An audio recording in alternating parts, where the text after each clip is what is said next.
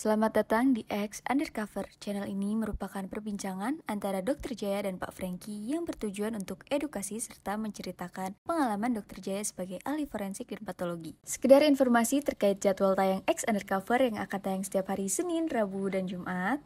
Maka dari itu, untuk mendukung channel ini agar selalu memberikan tayangan yang informatif dan edukatif, kalian bisa dukung kami dengan cara like, comment, subscribe, dan share. Dan selamat menonton!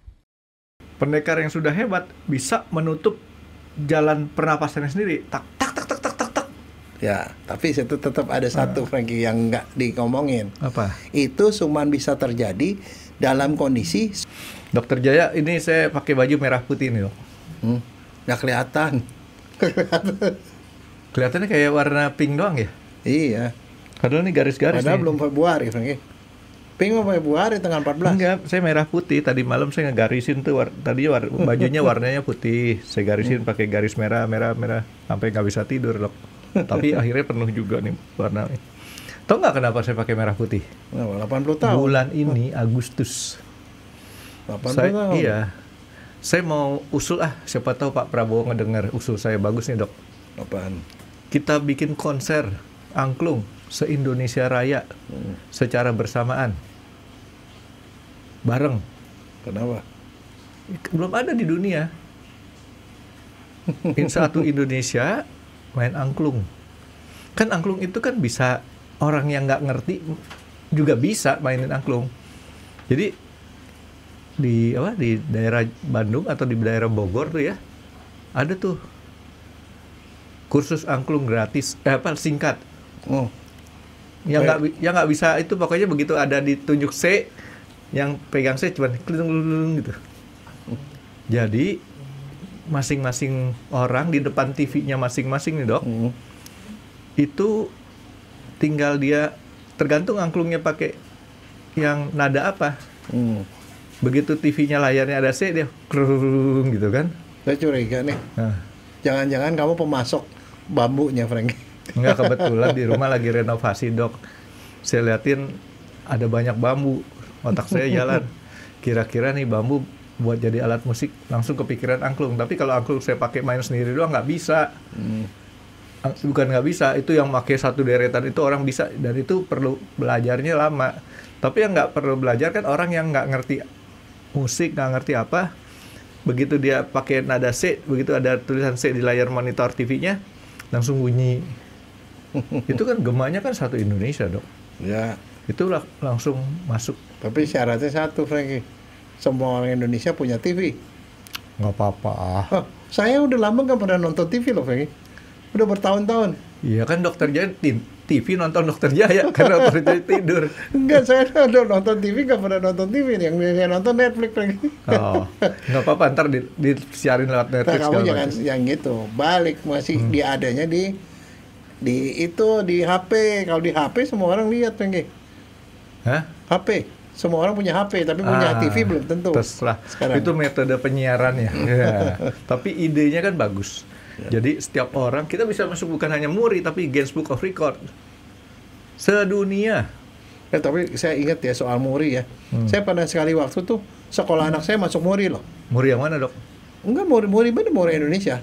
MURI Indonesia. Museum Anak Rekord saya nih ya. sekolah, iya museum mereka anak sekolah di Kanisius. Di Kus Plus juga ada MURI, penabuh drumnya. Itu lain, MURRY. Ini MURI benar, Franky. Jadi salah satu anak saya itu kan di Kanisius. Itu mereka bikin kayak dalam rangka apa gitu ya. Mereka bikin kayak prakarya, itu bikin ondel-ondel. Terus kemudian seluruh siswanya itu pakai pakaian ondel-ondel gitu. Dia itu di Jakarta, di kalau nggak salah di Monas itu. Wah, itu pesertanya banyak banget sampai masuk MURI, Franky. Ondel-ondel yang gede. Ya, ondel-ondel. Dia pakai bikin kayak hiasan ondel-ondel. Semua siswanya itu pakai ondel-ondel gitu. Dan siswanya banyak, itu sekolahnya gede banget kan. Sekolah cowok semua, Franky. Gede semua, jadi banyak sekali. Jadi itu masuk MURI karena itu termasuk orang yang jadi ondel-ondel paling banyak. Sedunia loh, Franky. Iya, karena di tempat lain nggak ada. Ya, itu dia. Ya, jadi ini kalau ide saya mungkin Pak Presiden ngedengar dan dikerjain tuh keren.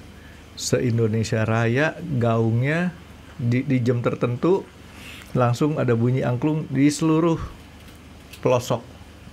Nggak nyandak, Frankie. Nggak nyandak. Ya, Kenapa? Dimulai Karena yang namanya kamu bikin yang itu C atau D atau apa itu kan mesti ada yang bikin angklungnya, Frankie. Ya kan sekarang 80 nih dok, angkatan 80. Angkatan 80. Ulang tahun ke 80 kok jadi angkatan ya. Nanti 3 tahun lagi pas di angkatan saya tuh dok 83. Komplit semua. Nah itu persiapannya dari sekarang. Oke, tapi kayaknya ada yang menarik buat kita bahas nih dok, hari ini dok. Dokter Jaya tahu ada buku. Mungkin Dokter Jaya waktu itu mungkin SD kali ya. Ada buku judulnya Mati Ketawa Cara Rusia. Iya. Pernah beli nggak bukunya? Nggak. Minjem. Dengar ceritanya. Aduh. Ini di buku itu, ini beneran kalau saya sih beli. Kebetulan punya duit jajan lebih. Harganya lagi obral, saya beli deh. Ya, setelah itu kan Mati Ketawa Cara Rusia 1, Cara Rusia 2. Bahkan waktu COVID kemarin ada Mati Ketawa Cara COVID. Nah, di dalam buku itu banyak cara untuk jokes supaya orang ketawa. Problem yang saya mau tanyain dok, kalau kita bahas masalah judulnya Mati Ketawa Cara Rusia. Cara Rusia itu cara apapun terserah deh. Ya kan? Cara Pak Ijo, cara siapa? Mati ketawa, ini 2 kata ini aja dulu. Emang bener nggak sih orang ketawa bisa bikin mati? Jangan dibalik lagi. Mati bikin ketawa. Itu mah Dokter Jaya. Dokter Jaya pada saat orang ada yang mati itu bisa ketawa. Karena di otopsi. Nah, saya penasaran ya, mati ketawa tuh artinya benar nggak sih orang tuh saking kegirangan ataupun ya kan ketawa tuh biasanya karena girang dok, bisa jadi mati orang. Oh enggak, Frankie. Kalau cerita silat nggak gitu. Jadi dia bisa ketawa gara-gara sedih. Saking depresi banget gitu, saking kecewanya dia ketawa, Frankie. Jadi nggak mati? Nggak. Mati diapain? Ditusuk. cerita silat. Tapi mati gara-gara sakit banyak dok ya. Biasa. Nah sekarang jadi 2 kata itu boleh dibilang bukan, tapi saya yakin pernah ada, mungkin nggak umum lah ya. Orang mati gara-gara ketawa. Saking ketawa terlalu seneng, akhirnya dia terlalu cepat berangkatnya duluan dok. Nah sekarang orang mati nih dok. Yang umum terjadi karena apa dok? Ya karena stop antara salah satu dari 3 sistem, otak, jantung, atau paru. Itu salah satu stop, dia mati pasti. Kalau saya kan dari dulu prinsip saya kalau mati itu, karena ada satu dokter yang pernah ngomong sama saya. Sebenarnya dia ngomongnya bukan mati, tapi tempo hari waktu ada yang masuk rumah sakit, itu jangan sampai lupa napas. Nah, saya pikir kalau lupa napas itu bisa mati orang. Nah, itu yang saya juga bingung, Frankie. Ada orang yang meninggal, dia bilang karena kekurangan napas dan lupa napas. Kalau lupa napas nggak mungkin lupa, karena itu napas itu adalah sesuatu yang namanya otonom, nggak diperintah sama otak, otomatik. Jadi walaupun orang sudah kondisi koma nih dok, stroke ataupun apa, dia nggak sadar, napas dia tidak lupa, kecuali pusat napasnya terganggu. Nah. Misalnya ada perdarahan di batang otak, itu pusat napas di batang otak. Di situ ada perdarahan misalnya. Saraf otonom nggak bekerja, jadi nggak napas, lupa napas. Jadi stop napas. Statement Bapak dokter tadi artinya itu belum benar-benar amat ya? Enggak, itu adalah antara, Frankie. Antara. Jadi gini loh. Misalnya contoh gini ya. Orang kalau kita dokter ya ngomong mati apa enggak, itu yang kita ngomong tuh di ujungnya. Di ujung satu mati. Misalnya contoh, orang ditusuk itu sebab mati. Akhirnya ditusuk menyebabkan dia mati. Tapi yang kita sebut tuh bukan di tengahnya, karena ditusuk berdarah terus mati. Paham nggak? Ditusuk, berdarah, ketawa dulu langsung mati dong. Iya. Jadi yang kita sebut tuh ditusuk makanya mati. Nah misalnya contoh, orang sakit TBC, TBC muntah darah, batuk darah, kehabisan darah, mati. Yang kita sebut TBC-nya bukan batuk darahnya. Jadi yang kita ngomong tuh bukan antaranya. Nah, bahwa orang mati itu tidak bernapas, jantungnya stop, otaknya stop, itu bukan sebab mati, Frankie. Sebab mati itu yang di awal. Dia serangan jantung, jantungnya stop, mati. Makanya kita bilang serangan jantung yang bikin mati. Yang jelas, Dok, orang meninggal itu karena dia pernah hidup.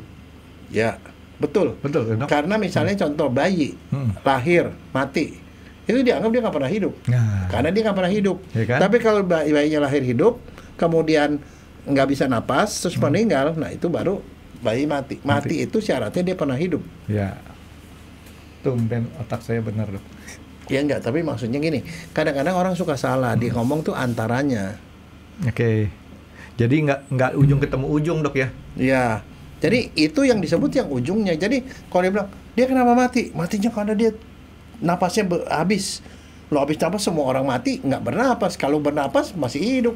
Nah, saya kalau misalnya mau formalin orang, tiba-tiba dia napas, saya nggak berani formalin, Frankie, karena itu masih hidup. Jadi semua orang mati habis napas. Jadi jangan napasnya itu disalahin, tapi apa yang menyebabkan dia tidak bisa napas itulah yang jadi sebab mati, Frankie. Nah, yang di ujung itu sebab mati, kalau yang di tengah itu mekanisme. Misalnya contoh, orang demam berdarah. Demam berdarah kan virus kan? ya. Kemudian dia terjadi shock. Jadi tekanan darahnya turun, apanya turun, segala macam, kemudian dia meninggal. Ya. Yang disebut itu bukan tekanan darah turun, tapi demam berdarah. Ujungnya, Frankie. Jadi kalau orang nggak bisa napas, meninggal, bukan ini yang disebut sebab matinya. Sebab mati di sebelah situ. Apa yang bikin dia nggak bisa napas? Parunya ditusuk, kena COVID, atau TBC, sehingga nggak bisa napas, mati. Nah yang disebut yang di ujung sebelah sana. Oke. Nah sekarang bisa nggak sih kita tanpa satu bantuan alat, balik lagi ke cerita silat, Dok, pendekar yang sudah hebat bisa menutup jalan pernapasannya sendiri, tak tak tak tak tak tak tak. Ya, tapi itu tetap ada satu, Frankie, yang nggak dikomongin. Apa? Itu cuman bisa terjadi dalam kondisi cuman tidak lebih dari 10 menit. Kecuali kalau dia olahragawan yang memang biasa latihan di berenang misalnya, latihan nahan napas, itu bisa sampai yang lebih lama. Tapi maksimal 10 menit. 10 menit otak nggak dapat darah, nggak dapat oksigen, dia mati. Otaknya mati. Jadi udah selesai, CPU-nya selesai. Ngomong-ngomong, kalau orang berenang itu maksimum nahan paru-paru, nahan udara tuh berapa lama? Orang yang biasa normal 5 menit sampai 10 menit. Maksimal bisa 10 tuh. Bisa. Tapi kalau yang terlatih penyelam 15 menit, itu 30 menit nggak bisa. Bisa dia lebih lama karena dia tuh sudah terlatih, Frankie. Saya dulu pernah ngalamin itu gini. Tahun 99 saya pergi ke Makassar Strait, Selat Makassar. Di sana kami mencari kapal Jepang yang tenggelam waktu Perang Dunia Kedua. Itu kejadiannya 1944. Ada satu kapal Jepang tenggelam, semua orang di dalam mati semua. Itu kapal buat supply buat perang, tenggelam semua. Jadi saya waktu itu mendalami ke sana tuh kira-kira tahun 1999. Dokter Jaya nyemplung. Saya pergi ke tengah lautnya, tapi nggak berani nyemplung. Kenapa? Saya tahu karena daya tahan orang turun ke bawah paling dalam 25 meter, Frankie. 2 meter, paling dalam. Nah, udah gitu itu pun harus dilengkapi dengan oksigen kan? Oksigen. Kalau oksigen habis kita masih naik ke atas. Tapi ada orang yang bisa tahan benar, marinir, Frankie. Yeah. Waktu itu kita ambil orang-orang marinir dari Angkatan Laut, dari Surabaya, mereka turun ke sana. Itu di tempat yang dalam. Sekali mereka bisa masuk ke sana gitu. Yes. Mereka terlatih. Betul. Saya pernah disupirin sama mantan marinir. Dia cerita, saya bisa nyelam 30 menit. Saya mau bantah, nggak punya data. Enggak, memang betul. Mereka bisa. Dan satu lagi, Frankie, ada orang ternyata bisa ya. Suku yang bisa nyelam dalam, Frankie. Ya, suku Bajo. Suku Bajo, suku laut. Itu mereka memang sudah terbiasa, terlatih dari sejak kecil. Mereka bisa ini dalam. Sehingga di yang begitu-begitu tuh emang jago. Dan satu, Frankie, orang Madura, Frankie. Madura. Serius nih, Dok? Serius. Si Fitri kan anak Madura tuh. Kita Enggak, suruh nyelam. tapi nih. beberapa di antara mereka tuh bisa gitu. Tahu nggak itu kapal itu kenapa dia kita nyari situ? Kita nyari apaan sebenarnya? Di Besi. situ banyak orang-orang Jepang, serdadu Jepang yang kapalnya tenggelam, serdadunya tuh ada di dalam kapal, mati semua dong. Matinya dalam kondisi nggak bisa napas, Frankie. Tapi nggak bisa napasnya karena tenggelam, iya dong. Nggak bisa napas ya akhirnya mati. Jadi ya matinya bukan karena nggak kehabisan napas, tapi matinya karena tenggelam mereka di dalam. Mereka udah pernah ituan Jepang setelah perang selesai, mereka hanya dilihat kapalnya masih utuh dengan segala macam pernak-perniknya masih ada di dalam. Ya udahlah, mereka sudah istirahat dengan tenang, ditinggal lah sama si Jepang ini. Ada manusia normal kayak saya, Dok. Waktu pelajaran berenang waktu dulu sekolah, kan ada tempat yang paling dalam tuh berenang tuh 5 meter biasanya, Dok. Iya.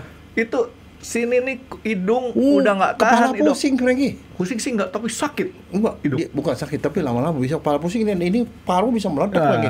Kenapa? Makin ke bawah tuh tekanan air makin tinggi. Sehingga untuk di angkatan laut itu mereka tuh punya namanya hiperbarik. Alat hiperbarik, alat yang kayak gini loh, orang kalau udah menyelam ke dalam sekali, kalau dia mau naik ke atas tuh nggak boleh cepet-cepet, pelan-pelan, supaya ada adaptasi. Karena dalam kondisi tertekan, semua gas-gas di dalam darah juga ketekan, kan lebih dari 1 atmosfer pasti. Dia naik pelan-pelan, sehingga kalau dia naik cepet-cepet, udara yang ada di dalam darah itu keluar jadi gelembung, bisa mampet di mana-mana. Makanya dia bisa meninggal. Nah ini namanya compression disease ya. Nah untuk nyembuhin itu orang yang habis dari kedalaman gitu, dia dimasukin dalam chamber kayak itu, di situ dibikin tekanan seolah-olah masih di dalam, terus pelan-pelan dikurangi tekanannya sampai jadi 1 atmosfer, sehingga dia tidak mengalami emboli di dalam pembuluh darahnya. Makanya di angkatan laut tuh udah pasti ada gitu, di RSAL di Jakarta tuh ada, namanya hiperbarik. Nah itu untuk ditekan, dilepas pelan-pelan. Nah bahayanya orang nyelam terlalu dalam itu adalah di situ. Nah, tahu nggak itu kenapa dicari? Itu pada waktu tahun 44, perang selesai 45, mereka nggak situ. Ada orang Jepang masih di situ. Dia bilang, udahlah mereka terkubur bersama alam kan. Tapi simultan mereka periksa lagi. Lama-lama itu kapalnya habis lagi. Rangka orangnya masih ada di situ. Orangnya masih ada. Orangnya ngambang, terang-terangannya pada habis, besi-besinya hilang pakai. Oh itu karatan, Dok. Kalau karatan besi-besi. Alasannya kan ngomongin karatan gitu. Besinya pada hilang mereka. Nah akhirnya si Jepang bilang, aduh nggak bisa dibiarkan nih. Ini kan biar gimana, ini kan nenek moyang kita. Mereka ada bapaknya apa segala macam. Akhirnya mereka bikin tim, minta pemerintah Indonesia tuh untuk mengangkut tuh tulang belulang tadi. Dia mintalah dokter forensik untuk mengidentifikasi bahwa itu memang betul si orang Jepang dan segala macam. Jadi untuk ngambil itu, jadi waktu mereka datang itu jadi 55 tahun setelah kejadian, Pengge. Jadi tahun 99 itu. Ya. Bukan 99, 2009. 2009 kan udah lama, sampai ada 44 sampai 2009. Dicari yang ngambil itu orang angkatan laut. Nah, itu diambilin tulang belulang yang masih sisa karena dindingnya sudah nggak ada tiang-tiang besinya, hilang semua. Yang hilang besinya doang kan, masalahnya hilang, dindingnya jadi pada copot kemana-mana. Tulangnya jadinya tadinya ada di dalam kamar, sebar. Nah mereka kumpulin tuh tulang itu dibawa ke Fort Rotterdam di Makassar. Itu kan bekas benteng Belanda, ditaruh di situ. Saya melakukan pemeriksaan identifikasi terhadap tulang-tulang itu di situ. Gitu. Saya lakukan pemeriksaan, akhirnya itu memang betul itu orang Jepang dan segala macam. Kemudian tulang itu diserahkan ke pemerintah Jepang dan kemudian mereka kremasi dan kemudian dibawa ke Jepang abunya. Jadi waktu itu ada dapat beberapa tapi nggak banyak tulang belulangnya. Karena kenapa? Ya itu hanyut. Itu gara-gara ada rayap besi. Ya. Balik ke ini, Dok, orang meninggal tadi nggak napas kan, Dok ya? Ya. Nggak napas ini kan akibat dari nggak napas nih, Dok. Lemes. Ya. Makanya kalau dia meninggal disebut mati lemas. Di ujungnya nih, Dok ya? Iya. Jadi bukan itu di tengah. Mati lemas bisa karena macam-macam. Tadi mati lemas, misalnya orang COVID kan nggak bisa napas, itu mati lemas juga. Jadi Tapi mati lemasnya bukan mati lemas yang dibilang sebab mati. Ini di ujungnya adalah COVID. Meninggal karena COVID. Tapi mati lemas itu adalah sesuatu yang dicari sama dokter.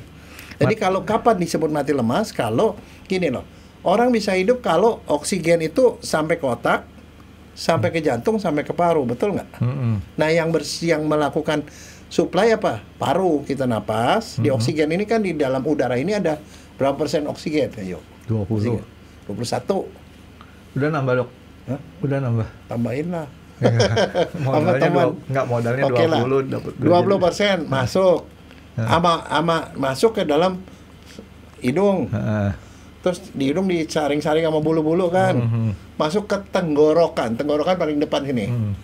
Tenggorokan sampai di kira-kira dekat tengah dada sini, cabang 2 ke bronchus. Tenggorokan, bronchus. Dari sini yang sebelah kanan bercabang 3, yang sebelah kiri bercabang 2, Franky. Nah, dia masuk ke dalam paru. Paru jadi ke kanan tuh ada tiga lempeng. Kalau di kiri ada 2. Dia masuk situ, masuk ke bagian paling ujung dari paru, namanya alveol, gelembung udara. Nah, gelembung udara ini di sekitarnya itu ada pembuluh darah. Nah, disitulah terjadi pertukaran. Oksigen masuk, hasil pembakaran kan ada CO2, kayak asap knalpot tuh keluar di situ. Jadi CO2 dibuang, oksigen masuk. Nah, oksigen itu dari paru itu masuk ke jantung. Jantung lewat pembuluh darah disebar ke seluruh tubuh. Otak dapat darah, kita bisa mikir. Otak itu darahnya juga masuk ke paru, paru-parunya bisa bekerja, masuk ke jantung, jantungnya bisa berdenyut. Nah, itulah sumbernya hidup. Lagi.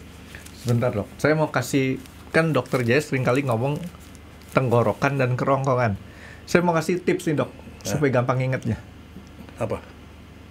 Tenggorokan itu urusannya sama pernapasan. Kenapa? Kalau orang mati itu digorok. Iya, gorok, emang gorok. Bukan dirongkong. Gorok emang di depan. Nah, mulut ke sini, larinya ke belakang. Hidung dari sini, larinya ke depan. Supaya ingat, supaya jangan sampai terbalik. Tapi di situ makanan ingat, masuk ke tenggorokan, mati itu juga, Dok. ada persimbangan, Franky. Dari mulut lari ke belakang, dari hidung masuk ke sini. Nah, persimpangannya itu yang membuat kalau lagi makan jangan suka ngobrol. Pernah nggak kamu makan lagi ngobrol tiba-tiba nasi keluar dari hidung? Kalau makan lagi jangan suka ngobrol. Terbalik, Dok. Kalau lagi ngobrol jangan suka makan. Saya pernah nggak lagi makan itu tiba-tiba nasi keluar dari hidung? Ada, pernah waktu masih kecil. Terus hidung juga sama kita ingusan lagi pilek tiba-tiba keluar di mulut. Tahu terus keluar tuh beras apa nasi. Oke, jadi itu betul kan, Dok? Iya. Tipsnya tuh kita selalu mesti ingat kalau orang tuh digorok, jadi itu tenggorokan. Jadi saluran napasnya yang Napas, putus. ya. Kalau yang kerongkongan itu urusannya makanan. Oke, terus, Dok. Nah, di situ supaya kagak salah napas, kalau makan ke belakang, kalau kita berbicara dan ini di depan. Makanya kalau nah itu masalahnya Ada klep. situ ada klep. Kalau kita tiba-tiba dari hidung ke situ, itu berarti dia salah jalur. Nah, kalau lagi makan masuknya mesti ke belakang, dia masuk ke depan, itu yang namanya tersedak, Franky. Pernah tahu nggak orang, wah begitu makan bareng ngobrol, batuk-batuk gitu, itu salah makanan mesti lari ke belakang, dia masuknya ke depan, masuk ke saluran napas. Kan dia bilang, salah jalur lo batuk, dia batuk itu gok supaya dia balik ke atas lagi. Nah, Dokter Jaya kan seneng nonton film. Pasti film-film kriminal juga nggak aneh buat Dokter Jaya. Film The Godfather. Yang mainnya tahu kan? Godfather adalah filmnya 1, 2, 3 tuh, Dok. Mereka kalau ngebunuh orang ada berapa cara yang dokter ingat? Saya nggak begitu ingat. Nah, ada 3. Ditembak, digorok. Digorok tuh ada disebut dengan dasi Sisilia. Dasi Sisilia tahu? Orang digorok di sini, lidahnya ditarik, dikeluarin jadi kayak dasi. Ya, ngeri ya, Dok ya. Yang satu lagi, metode mereka cuman pakai kantong plastik doang. Ditutup, diikat sininya nih. Nah, menurut Dokter Jaya, dari 3 metode pembunuhan tadi, Dok, yang paling menyakitkan yang mana? Yang paling dimasukin ke dalam itu plastik lah. Plastik. Itu capek loh Franky, nggak bisa napas. Napas ditarik, kan tarik napas ada oksigen, keluar CO2. Ini karena dia ditutup begini, CO2 makin banyak, makin lemas Franky. Itu ujungnya mati lemas Franky. Mati lemas. Kalau yang ditembak kelojotannya sebentar. Ya tergantung mananya kena Franky. Kalau kena sini dok, seperti biasa, kena jari sini paling cepat mati. Kalau dia lagi begini. Kalau digorok, sempat kelojotan nggak? Kira-kira dok?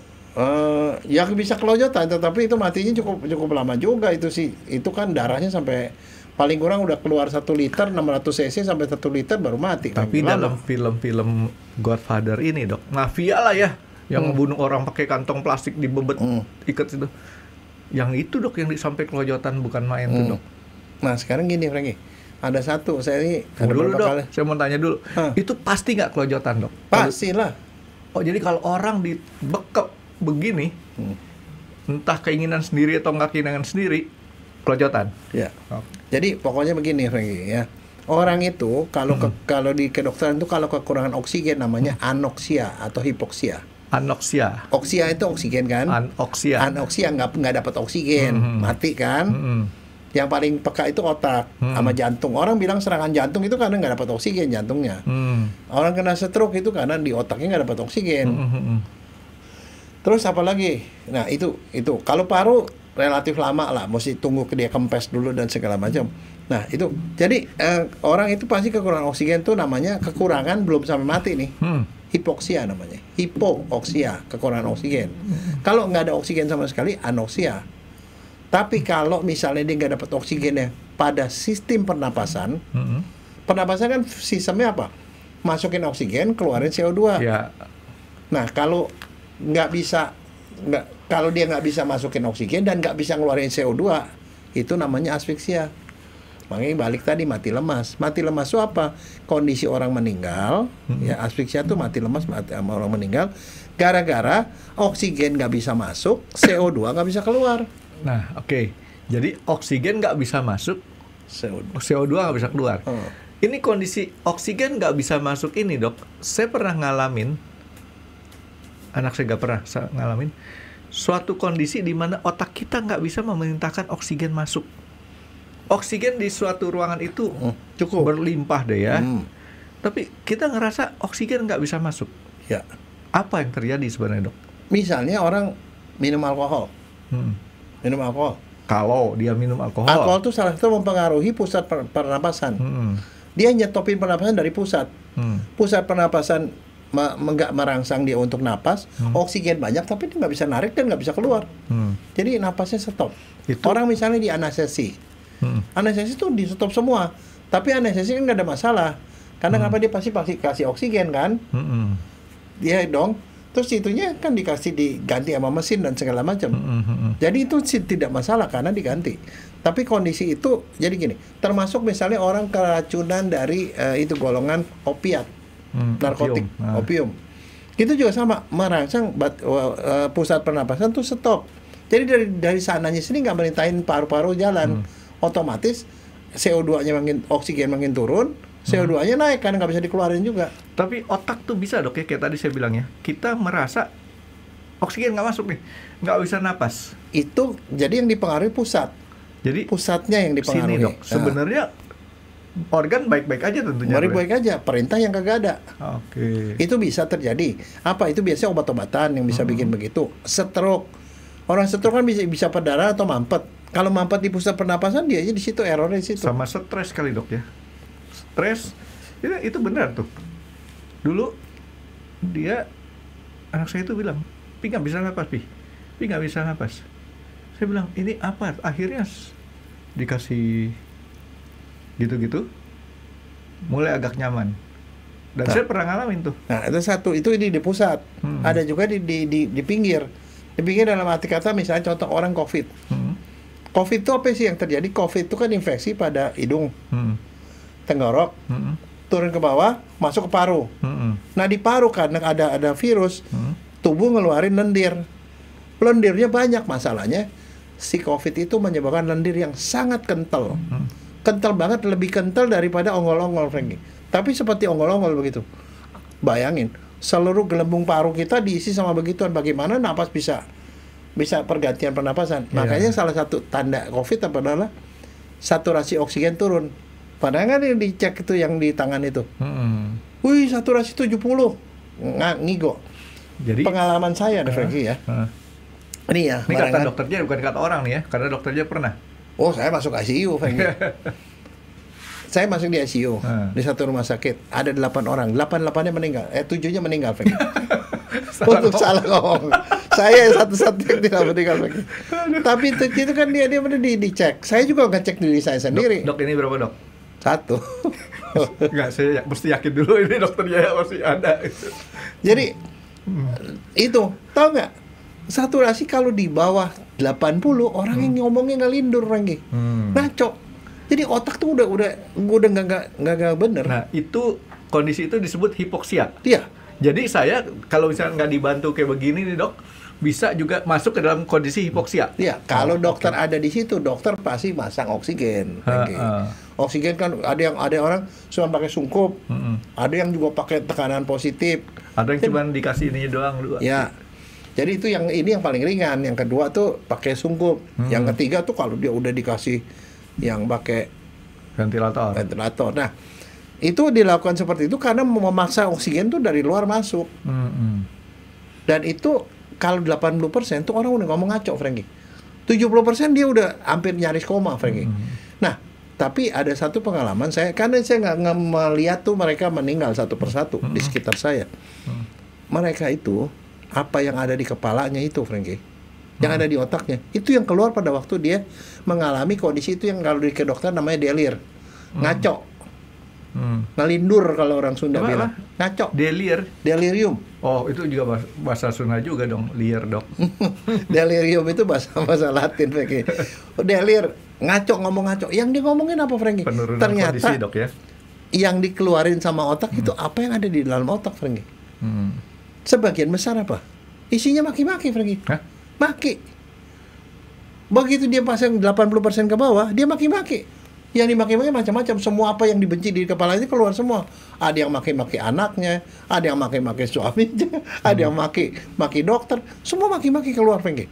Tapi kalau yang bagus, ngomongnya yang bagus, Frankie. Dan tapi ada satu yang paling bagus, Frankie. Apa?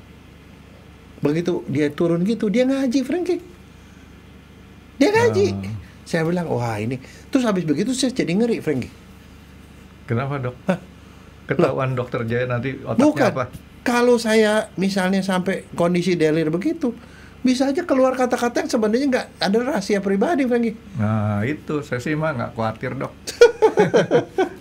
Keluarnya apa? Makanan onde-onde. Saya sudah membekali. Enggak, tapi maksudnya saya gini loh, Frankie. Tapi itu menunjukkan pada kita hati-hati dengan apa yang kita investasi di kepala, Frankie. Kalau kamu setiap hari nontonin video-video YouTube dan segala macam yang isinya kriminal, bisa jadi yang keluar dari kamu tuh kata-kata kriminal semua, Frankie. Kalau kamu isi dengan hal-hal yang porno-porno semua, yang keluar itu omongan porno semua, Frankie. Nah, kalau kamu isinya maki-maki semua, kamu maki-maki orang. Jadi ini itu seperti kayak tampungan, Frankie. Apa yang keluar itu apa yang kamu isi di dalam. Nah, ini bahasa Indonesia yang belakangan populer tapi salah. Apa? Ini itu. Ini kan untuk menunjuk yang dekat, itu menunjuk yang jauh, kenapa dirapetin loh? Nah, harus gitu. Saya sih kalau untuk kondisi kayak gitu mudah-mudahan bekal saya cukup. Saya sudah persiapan yang kalau kayak gitu, modal saya cuma satu. Apa? Dari dulu saya selalu pakai doa Bapa Kami. Mudah-mudahan itu yang keluar. Oke, Dok.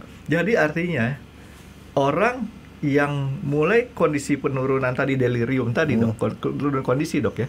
Itu kan karena udara oksigen berkurang. Sehingga di itu kayak seperti kayak konslet gitu loh, Frankie. Kalau di listrik barangkali udah mulai ada percikan-percikan api yang tidak terkontrol. Nah, itu yang keluar macam-macam. Jadi maksudnya saya gini, menjelang akhir dari orang yang asfiksia, asfiksia itu berarti gangguan pada sistem pernapasan kan. Oksigen turun, CO2 naik, itu adalah kekacauan di dalam pola pikir, halusinasi, Frankie. halusinasi, fantasi dan segala macam itu keluar di situ. Jadi Nah. orang penurunan itu bisa mengakibatkan kematian tuh dok ya. Iya. Pada saat sudah kondisi asfiksia tadi. Iya. Nah itu biasanya batasannya saturasi itu nggak boleh di bawah 90 sebenarnya. Normal tuh orang bisa mikir 90. Tapi kalau di bawah 80 udah ngaco. 70 dia bisa pingsan, Franky. Nggak bisa napas. Nah itulah penyebab kematian orang-orang COVID itu karena itu. Orang TBC juga sama. TBC saya pernah dapetin satu kasus, Franky ya. TBC destroyed lung namanya. Paru-parunya semuanya tuh, paru-paru kan isinya, kamu pernah lihat paru sapi nggak? Pernah. Warnanya kan Hitam, coklat. itu paru-paru yang Sudah digoreng dok. sebelum digoreng dong, yang mentah. Yang mentah tuh warnanya kuning-kuning kemerahan gitu loh, Franky. Iya. Kalau dia udah bercak-bercak hitam berarti itu berarti sapi ibu kota, Franky. Saya belinya kan di restoran Padang dok. Itu dia itu. Tapi begini, kalau dipotong itu kalau dipegang itu nyus gitu loh, kempes, spons. Nyus gitu ya. Kayak kanebo Nah, kali ya. ini paru-parunya tuh keras, agak-agak kenyal. Begitu dipotong isinya nanah semua, Franky. Nggak ada bagiannya yang tidak isi nanah. Kalau si COVID tadi. Bukan COVID, Apa? TBC. TBC. Kalau COVID tuh isinya tuh lendir kayak onggol-onggol. Oh, oke. Lendir semuanya lendir, isinya lendir. Kalau ini, nah itu juga sama. Jadi kalau kondisi kayak begitu, itu orang nggak bisa napas, pasti asfiksia. Jadi asfiksia yang pertama adalah karena di otak dipengaruhi, mungkin karena obat, stroke atau apa. Di paru, biasanya penyakit paru, Oke. TBC, COVID, apa segala macam itu, atau pneumonia. Pneumonia juga sama seperti itu. Dia diisi sama cairan atau nanah sehingga dia nggak bisa napas. Jadi urutannya nih dok, pertama hipoksia dulu. Ya. Hipoksia, entah itu disebabkan penyakit atau orang dibunuh. Hipoksia dulu, kekurangan oksigen, baru masuk ke tahap selanjutnya si asfiksia. Nah sekarang gini, salah satu yang itu juga pernah tahu nggak kenapa orang suka kalau naik gunung itu suka ngelindur di atas? Dia nggak suka dok, sering dok. Sering. Nah sering. Ngelindur. Dan sebelum dia ngelindur apa? Dia kagak tahu arah, disorientasi, confused, bingung. Dia bilangnya ada, biasanya kayak gitu apa? Makhluk halus biasanya. Wah, kesambet. Ya, tapi masalahnya kemudian gara-gara itu jadi masalah. Di Padahal sana ada penjelasan medisnya tuh dok ya. Iya. Dia tracknya sana itu halusinasi sebelum dia kekurangan oksigen. Di atas itu kan oksigen Kurang tipis. tipis. Makanya di atas itu dia tiba-tiba dia langsung nggak bisa mikir lagi. Halusinasi bisa ngelihat yang aneh-aneh dan kemudian dia nyasar dan kemudian dia meninggal di situ. Padahal tracknya udah jelas. That's why kalau orang naik gunung yang harus itu jaga, yang pertama stamina, kedua harus bersama-sama.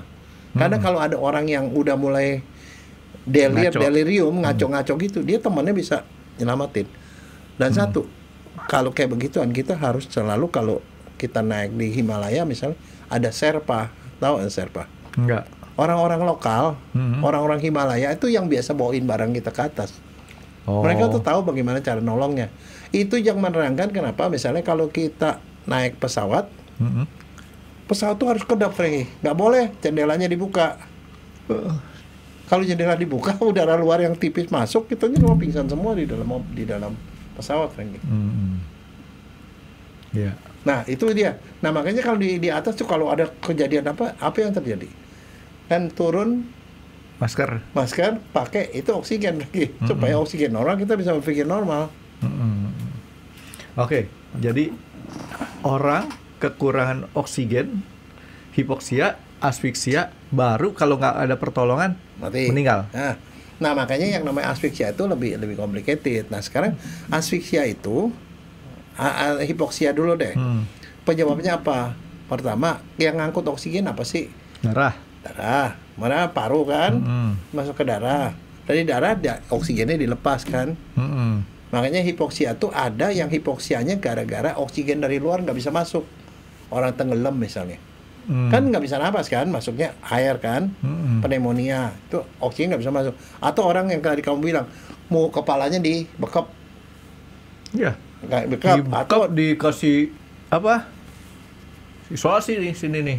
ya. Mati deh orangnya. Apalagi kalau isolasinya keliling-keliling sini, Franky. Oh iya. Itu sama juga ujungnya adalah itu. Jadi oksigen keluar nggak bisa masuk, itu namanya anoksia anoksik. Anoksia gara-gara nggak ada oksigen yang masuk. Itu satu. Yang kedua, orang misalnya punya HB rendah. HB orang normal kan laki-laki 13 13, 14. Perempuan 11, 12 lah. HB-nya cuma 7. Jadi oksigen yang masuk nggak bisa diangkut karena pengangkutannya ini armadanya kurang. Itu juga bisa orang anemia, salah satu yang kita lihat pucat, jalan sebentar capek, Nah itu juga anoksia, tapi anoksia anemik karena anemia. Jadi oksigennya cukup, yang ngangkutnya kurang. Ya, itu penyebab pertamanya, dia punya oksigen dari luar nggak bisa masuk, itu anoksia anoksik. Yang kedua, oksigennya cukup, yang ngangkutnya kurang, anemik. Misalnya contoh ada orang yang kena cacing tambang, Frankie. Cacing tambang, yang makanan itu cacing tambang itu bikin makanan darah, HB-nya turun. Dia begitu, orang kurang darah, itu anemia anoksik, dapatnya anoksik anemia. Nah, ada lagi anoksia, dia anoksia oksigennya cukup, yang ngangkutnya cukup, tapi jantungnya nggak mompa dengan baik. Oksigen yang ada di darah itu nggak bisa disebarin karena jantungnya udah loyo. Pernah tahu nggak ada orang yang sakit jantung, jalan sedikit ngap-ngapan, ngos-ngosan, yang sedikit ngos-ngosan. Kalau anak kecil kelawan, dia lagi main lari-lari, bukan tiba-tiba dia jongkok, mukanya biru, diam, jalan sedikit, itu sirkulasinya yang kagak beres, Frankie. Oksigennya tetap nggak masuk ke otak. Jadi itu namanya anoksia stagnan. Stagnan tuh jalanan macet. Supply cukup, yang angkut cukup, tapi jalanan macet. Itu karena sirkulasi, berarti ada jantung yang masalah di jantung. Iya. Satu lagi adalah anoksia keracunan. Kan darah yang bawa oksigen itu sampai di jaringan tuh dilepas oksigennya, bisa dipakai. Tapi diracunin situnya tuh. Si armadanya ada, udah sampai ke tempatnya, di situ ada preman, nggak boleh bongkar muat. Itu cyanida, Frankie, punya urusan. Cyanida ngeblokir, lo nggak bisa keluar. Jadi oksigennya banyak, tapi nggak bisa dipakai karena diblokir masih preman. Tadi. Lo nggak boleh turunin karena lo belum bayar gitu. Nah itu cyanida, Frankie. Nah jadi kalau orang anoksia atau kekurangan oksigen itu jenisnya macam-macam. Nah tapi kalau asfiksia itu beda, karena asfiksia itu anoksia, salah satu dari itu anoksia disertai dengan CO2-nya tinggi. Berarti suman kita sebut hipoksia kalau ada kaitannya dengan sistem pernapasan. Pernapasan dari otak, di tenggorokan, bronchus sampai ke paru. Kalau di situ ada masalah, itu namanya asfiksia. Nah, pernah nggak dengar ada anak lahir terus biru, nggak nangis? Ya. Nah, pernah. itu asfiksia namanya. Asfiksia neonatorum. Asfiksia pada waktu dia neonatal baru lahir. Kenapa? Waktu dia lahir kan masih lahir, kepala keluar, seluruh proses mesti cepat, Frankie. Ya. Cepat keluar dan kemudian dia nangis. Tapi apa mau, karena panggulnya sempit, dia mau lahirkan ngeden nggak keluar, jadi kepencet di situ, nggak bisa napas. Di situ bisa asfiksia, Frankie. Itu asfiksia yang karena melahirkan. Apalagi asfiksia. Nah, asfiksia yang berkaitan dengan forensik adalah asfiksia mekanik, yang gara-gara ada sumbatan dari mulai hidung sampai ke paru. Apa? Hidung dibekap, oksigen nggak bisa masuk. Mulut disumpel, tenggorokan disumpel. Ada satu kasus tuh, ada anak pasangan kekasih suami, pasangan pacaran, bunuh ini pakai kaos kaki, disumpel, mati itu, Dok. Tapi ada satu yang saya Frankie, yang saya ingat sampai sekarang karena itu pada waktu saya PPDS ya. Ada perempuan datang ke kamar otopsi, dia mati mukanya biru, Frankie. Tahu nggak di sininya apa? Enggak. Dia sudah keadaan mati. Iya. Oh. Dibawa ke forensik. Di mulutnya gitu. Kamu tahu ada sikat yang segede gini nih. Segede gini. Iya. Ini tahun berapa, Dok? Tahun 90-an. Tahun 90-an. Oke, saya bayangin itu sikatnya kayu. Ya. Disumpal di sini. Kalau sekarang soalnya pakai plastik semua, Dok. Disumpal di sini, Frankie. Gitu. Meninggalnya begitu diciri kekurangan oksigen. Itu umur berapa Dan CO2. perempuannya, Dok? Udah 25 tahunan. Artinya badannya masih bagus dong. Iya. Tapi yang saya bingung itu, kenapa mesti sikat yang dimasukin ke dalam situ? Dia ngigo kali. Bukan. Ternyata itu adalah begitu kemudian ceritanya itu kemudian saya lihat literatur utamanya apa Frankie pada zaman itu. Pos kota Frankie. Iya, doyok. Ada doyok di doyok pos di kota. bawahnya buat kode Frankie itu di atas ada beritanya besoknya. Jadi itu adalah seorang WTS di salah satu lokalisasi di Jakarta. Dia dapat pelanggan. Udah sepakat begini-begini, udah selesai dia minta duitnya. Si cowoknya bilang gue lagi nggak punya duit, gue ngutang dulu katanya. Udah Wah. selesai. Dia si perempuannya sembari dia cebok ya, dia ngoceh-ngoceh Frankie. Dewan prestasi tuh cowok, Dok ya.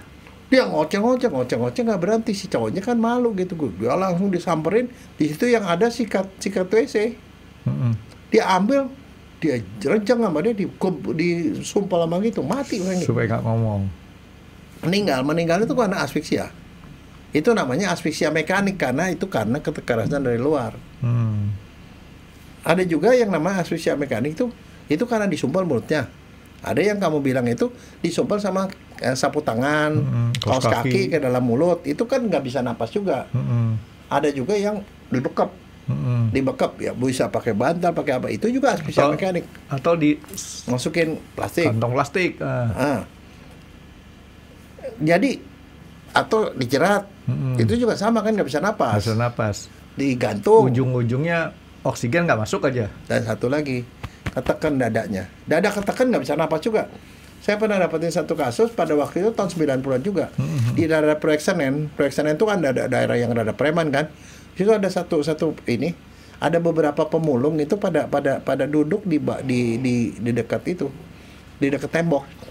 Temboknya udah miring, Frankie. Yang poncol situ. Udah rada miring. Tiba-tiba nggak ada angin, nggak ada hujan, tiba-tiba dia ambruk, Frankie. 5 orang ketimba sama itu.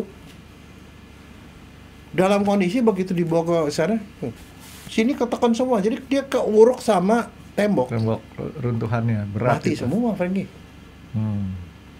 Jadi itu adalah namanya asfiksia mekanik. Dan kalau asfiksia mekanik, tugas seorang polisi itu termasuk tidak wajar meninggalnya. Harus diperiksa, harus diotopsi. Nah, waktu diotopsi kita lihat ada kekurangan oksigen, ada CO2-nya naik. Dan di sini karena dia keuruk itu pada pucat di sininya Frankie. Jadi dia sama sekali nggak bisa bergerak napas keuruk begitu. Itu namanya asfiksia mekanik. Nah, kalau ada seperti itu, pertama dokter harus memastikan itu asfiksia bukan. Kalau asfiksia, ya asfiksia. Tapi kemudian si polisi harus mengecek asfiksia terjadi karena apa? Karena kesengajaan. Kesengajaan berarti dia dibunuh. Bisa juga dia dianiaya, tapi kemudian bablas mati. Misalnya contoh, dia mau iniin orang. Di piting tau. Ini kalau kelamaan mati Frankie. Nah, itu kan berarti kan penganiayaan yang menyebabkan mati. Tetap itu adalah pidana. Tapi bisa juga itu kasusnya bunuh diri Frankie. Orang bisa juga gantung diri itu bisa bunuh diri. Jadi artinya itu harus dicari sebabnya. Apakah kecelakaan? Nah, itu tugas polisi. Dokter forensik memang menyatakan ini asfiksia apa enggak. Tapi apakah itu bunuh diri, pembunuhan, atau kecelakaan, itu urusan polisi. Nah, ciri-cirinya. Kan tadi penyebabnya kita udah tahu nih, Dok. Biasanya kan orang meninggal itu kan meninggalkan ciri-ciri nih, Dok. Iya. Baik dalam keadaan sebelum meninggal sampai sesudah meninggal. Sebelum meninggalnya tuh biasanya orang tersebut, pertama tadi dokter sebutin halusinasi itu, Dok. Iya, halusinasi kalau di awal. Misalkan dia prosesnya tuh lama sekali itu, Dok. Kalau proses cepat, orang bekap kan di Ya itu gini. batasan waktu 10 menit lagi. 10 menit. 5 menit sudah hilang kesadaran. Kalau dilanjutin 10 menit habis. Sama yang di bekap sama kantong plastik ke 10 menit tuh. Iya. Sekarang masalahnya begini, Frankie. Kadang-kadang itu kecelakaan. Misalnya contoh, anak-anak kecil nih nonton YouTube atau nonton TikTok. Kan kadang-kadang TikTok, YouTube segala macam kadang-kadang bukan yang sesungguhnya, tetapi dia cuma buat konten doang. Kadang-kadang dibikin berupa kartun bercanda-bercanda. dimasukin plastik di sini. Anak kecil kan nggak ngerti. Makanya itu yang sebabnya kan kayak gitu harus dipandu sama orang tua. Dia nggak ngerti, dia main, adanya disungkupin sama plastik, Frankie. Bercanda. Disungkupin sama plastik, digituin. Hilang napas, bisa meninggal, Frankie. Nah itu namanya kecelakaan, Frankie. Nggak sengaja. Nggak sengaja, bisa kan nggak sengaja. Tapi kan untuk tahu gitu kan mesti digali, itu banyak keterangan yang di luar kedokteran. Nah, oke, itu sebab-sebabnya dok. Nah sekarang, baik dia sengaja, nggak sengaja, maupun kecelakaan nih dok ya. Sengaja orang dia gantung diri deh. Nggak sengaja karena kecelakaan atau dia dibunuh. Itu orang tersebut nih dok, orang yang terbunuh ataupun orang yang meninggal gara-gara asfiksia tadi, itu kan kayak tadi saya ngomong, itu pasti kelojotan apa nggak? Kira-kira apa ya penjelasan dan topik yang akan dibahas oleh Dr. Jaya di video selanjutnya? Stay tune di RX Undercover, karena akan ada video baru setiap hari Senin, Rabu, dan Jumat. Terima kasih sudah menonton.